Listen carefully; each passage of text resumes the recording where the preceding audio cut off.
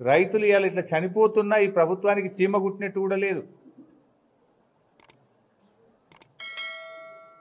అందాల పోటీల మీద ఉన్న శ్రద్ధ రైతుల మీద లేకపోవడం సిగ్గుచేటు.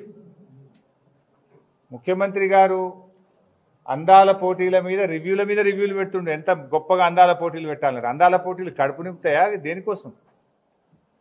ఒకవైపు రాష్ట్రంలో రైతులు పిట్టల్లాగా రాలిపోతా ఉన్నారు. ధాన్య కుప్పల మీద రైతులు చనిపోతా ఉన్నారు. రోజుల తరబడి ధాన్యం కొనే దిక్కులేక దయనీయమైనటువంటి స్థితిలో రాష్ట్రంలో రైతులు ఉన్నారు. ముఖ్యమంత్రికి పట్టదు, మంత్రులకు పట్టదు. ఆ రోజు ప్రతిపక్షంలో ఉన్నప్పుడు మాత్రం ఊకదంపుడు ఉపన్యాసాలు కొట్టిండ్రు. పొల్లు చేస్తుండ్రు, 5 కిలోల తరుగు తీస్తుండ్రు అని మాట్లాడిండ్రు ఆ రోజు. ఇవాళ రండి ఏం చెప్తున్నారో రైతులు ఒకసారి వినండి చెవులుంటే. ఇలా 5 కిలోల తరుగు తీస్తున్నారు. ప్రతి క్వింటాల్కు 5 నుంచి 6 కిలోల తరుగు తీస్తా ఉన్నారు. ఎంక్వైరీ చేయి. తరుగు తీసినటువంటి మిల్లుల మీద అధికారుల మీద యాక్షన్ తీసుకో. ముఖ్యమంత్రి గారికి అంత బిజీ ఉన్నారా మీరు? అయితే ఢిల్లీ పోతున్నావు, లేకపోతే అందాల పోటీల మీద రివ్యూ పెడుతున్నావు. మొన్న 3 రోజులు ఢిల్లీ పోయేస్తేవి. ఇప్పటికి ఎక్కే విమానం, దిగే విమానం.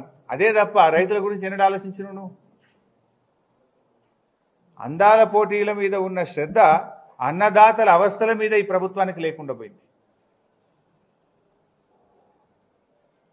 ఇవాళ మామిడి రైతులు చాలా నష్టపోయారు.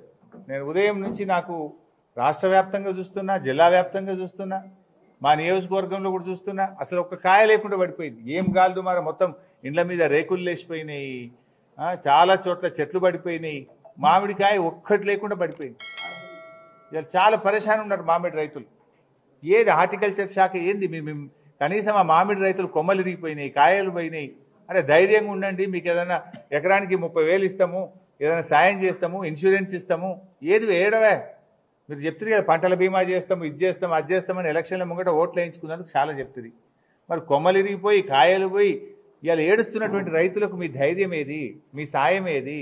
ప్రభుత్వం మాట ఏది అని నేను అడుగుతా ఉన్నా. అందరికీ చేస్తా అని హామీ ఇచ్చినావు. దేవుళ్ళ మీద, చర్చి మీద, దర్గా మీద ఒట్టు పెట్టినవు. నీ బుద్ధున్న ఊరికి పో.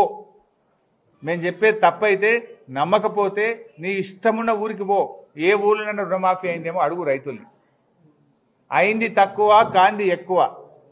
దేవుడి మీద ప్రేమ ఉంటే నీకు, దేవుడి మీద నమ్మకం ఉంటే, చర్చి మీద నమ్మకం ఉంటే, నువ్వు ప్రమాణం చేసిన దర్గా మీద నీకు నమ్మకం ఉంటే, ఇచ్చిన మాట ప్రకారం, ఎన్నికల ముందు ప్రజలకు ఇచ్చిన హామీ ప్రకారం రుణమాఫీ డబ్బులు మొత్తం విడుదల చేయాలని చెప్పి కూడా డిమాండ్ చేస్తా ఉన్నాం.